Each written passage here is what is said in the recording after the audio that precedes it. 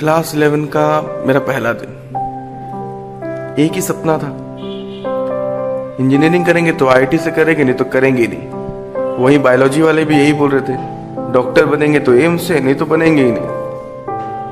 बहुत मेहनत करेंगे, सब यही सोच रहे थे। जैसे जैसे वक्त बीता मेरी आईटी एनआईटी में बदल गई, फिर गवर्नमेंट कॉलेज में। फिर लगा कि इंजीनियरिंग करनी है कि नहीं करनी, यही एक क्वेश्चन मार्क बन गया।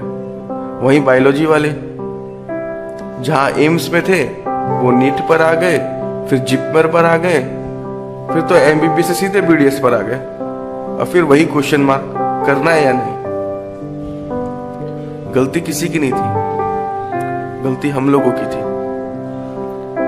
लोग गाना गा रहे थे, जेई तो टफ होता है, एम्स तो कोई निकाल ही नहीं सकता, और हम यही सोचते थे हाँ भाई टफ होता है।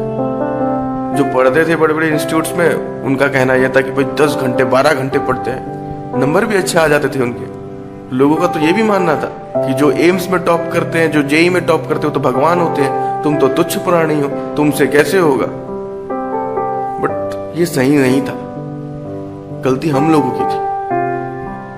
इस दौरान एक बार भी हम लोगों ने सिलेबस उठाकर नहीं देखा। एक बार अगर देख लिया होता कि जेई का सिलेबस क्या है, नीट का सिलेबस क्या है, एआईपीएमटी का सिलेबस क्या है, तो आज कुछ और होता। विश्वास नहीं हो रहा है ना, लग रहा है ऐसे ही बोल रहा हूं। एक बार सिलेबस उठाकर तो देखिए, वक्त बदलने में वक्त नहीं लगेगा। जब वक्त हाथ से निकल गया, उसके बाद कोचिंग इंस्टीट्यूट्स में जाना था। बहुत सारे में गया, सबका एक ही कहना था, best faculty, best infrastructure, best books, best study material. पर जब सिलेक्शन की बात आती तब सब चुप हो जाते, बोलते नहीं पढ़ोगे तो नहीं निकलेगा। बात भी सही थी, पर कुछ तो ये भी बोल रहे थे, पढ़ोगे तभी भी गारंटी नहीं है कि निकलेगा या नहीं निकलेगा।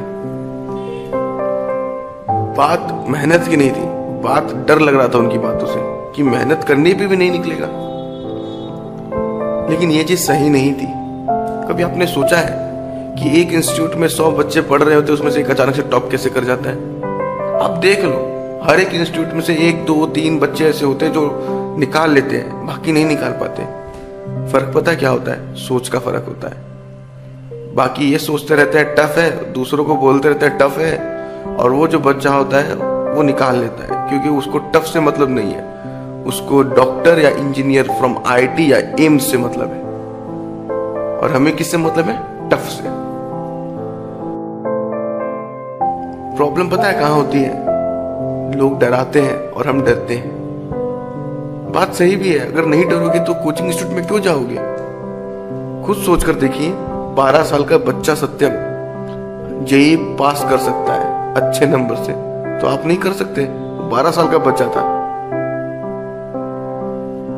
हमने तो 11th 12th पढ़ ली है, फिर से एक बार पढ़ने जा रहे हैं। आप सिलेबस उठाकर देखिए।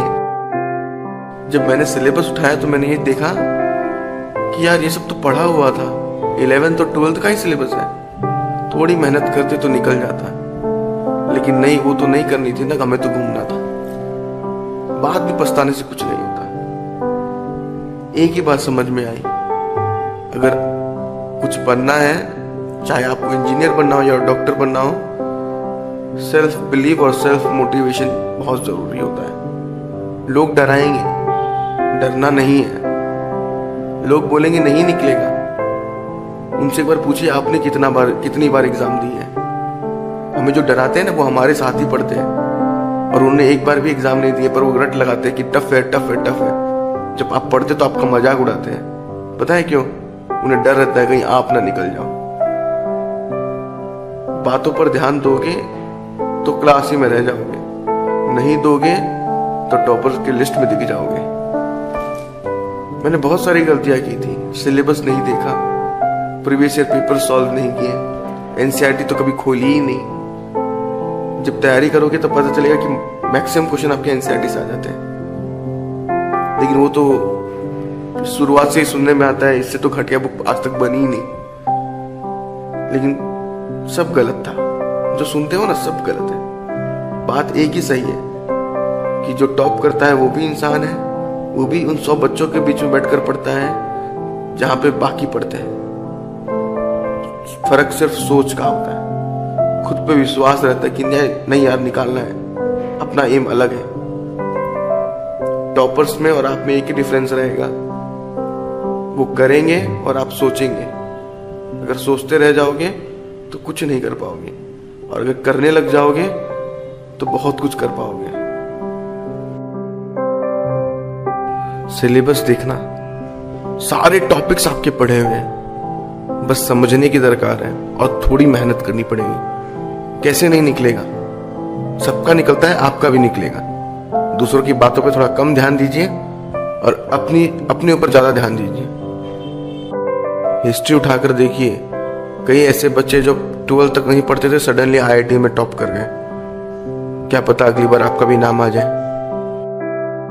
आपको पता है IIT में 10,000 से ज्यादा सीटें होती है।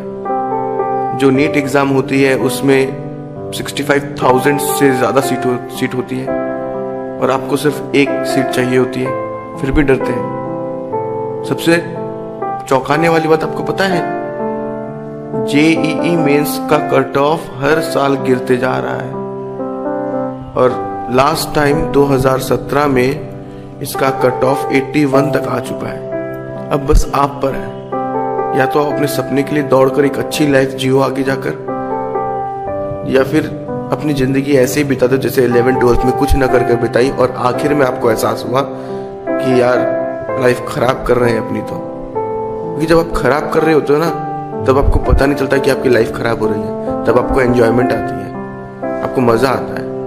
लेकिन जब वक्त बीत जाता है ना, तब आपको एहसास होता है कि लाइफ तो खराब हो गई, और तब आपके पास कोई ऑप्शन नहीं रहता। आप बहुत खुशनसीब हो कि अभी आपके पास एक मौका है JEE मेंस और AIPMT का। लगा दो अपना 100%, रिजल्ट तो 100% आएगा। डरने की जरूरत नहीं है, डराने की जरूरत है। किसको? एग्जाम्स को। मुझसे सिर्फ एक ही गलती हुई थी, मैंने लोगों की बातों पर ध्यान दिया, और जब एहसास हुआ तो सिर्फ 2 महीने बचे हुए थे। बट उन 2 महीनों में भी मैंने अंडर प्रॉपर गाइडेंस एक इंटेंसिव मेहनत की, और West Bengal joint entrance examination में एक डिसेंट रैंक ले लिया, सिर्फ 2 महीनों में। आपके पास तो पूरा साल है। JEE बड़ी आसान चीज है, AIPMT बहुत ही आसान चीज है, बस जज्बा होना चाहिए।